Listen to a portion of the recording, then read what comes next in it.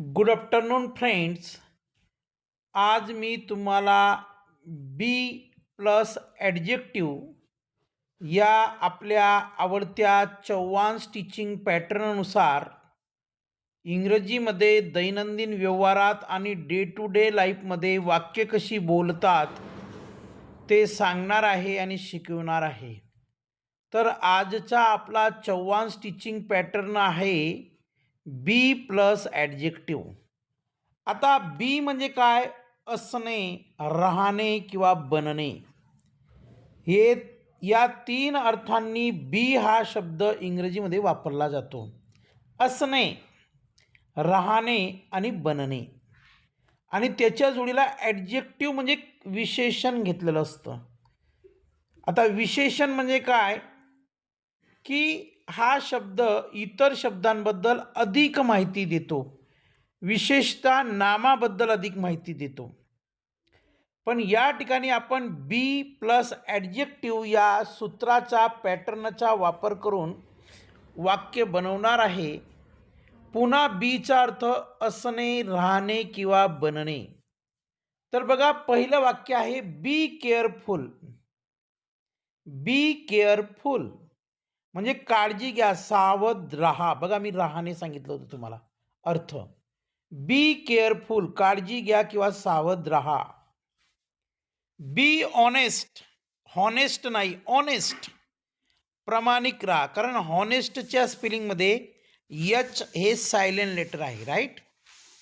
तर be honest, प्रामाणिक राहा. आपण कुणाला सांगू शकतो प्रामाणिक राहा.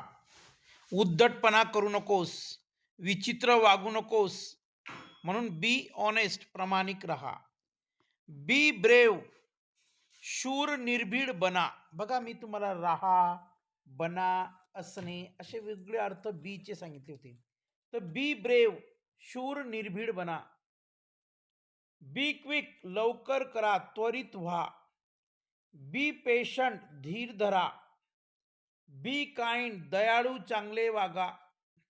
म्हणजे दयाळू राहा, दयाळू बना या अर्थाने. बी काइंड, दयाळू, चांगले वागा. बी रेडी, तयार राहा. बी नाईस, चांगली वागणूक ठेवा. बी पंक्च्युअल, वेळेवर राहा. बी पॉझिटिव्ह, सकारात्मक राहा. म्हणजे सकारात्मक राहा, निगेटिव्ह विचार करू नका या अर्थाने. बी स्ट्रॉंग, मजबूत, खंबीर राहा. बी जंटल, हळूवार, नम्र राहा. बी स्मार्ट, हुशार बना. बघा, बना. बी हॅपी, आनंदी राहा.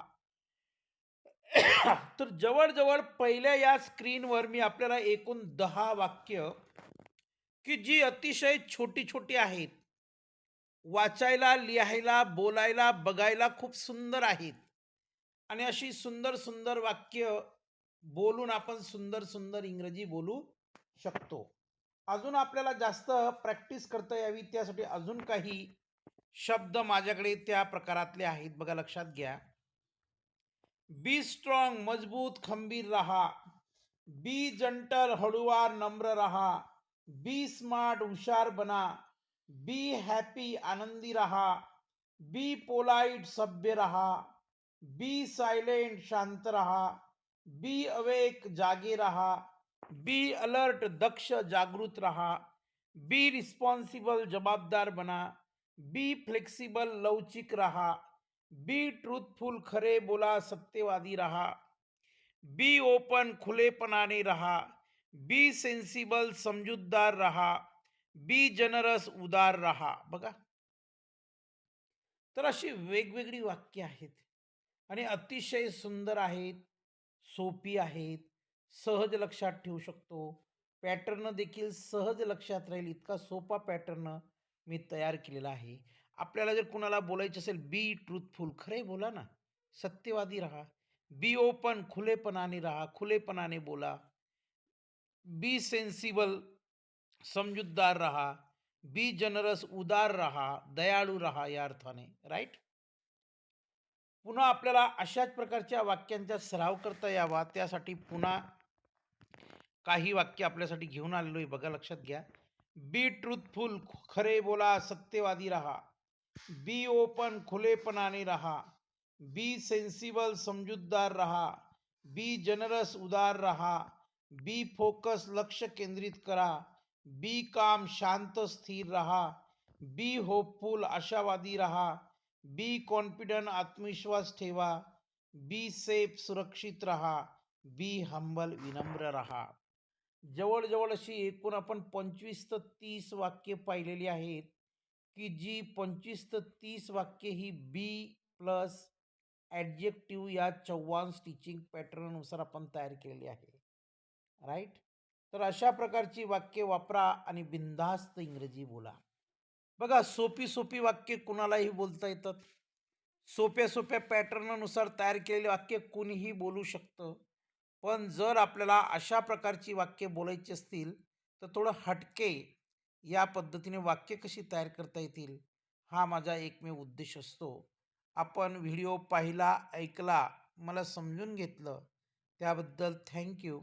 आता व्हिडिओ खूप सुंदर आहे की नाही, नॉलेजेबल आहे की नाही, इन्फॉर्मेटिव्ह आहे की नाही, याचा सर्व डिसिजन आप आपल्या हातात आहे. तर थँक यू व्हेरी मच. धन्यवाद.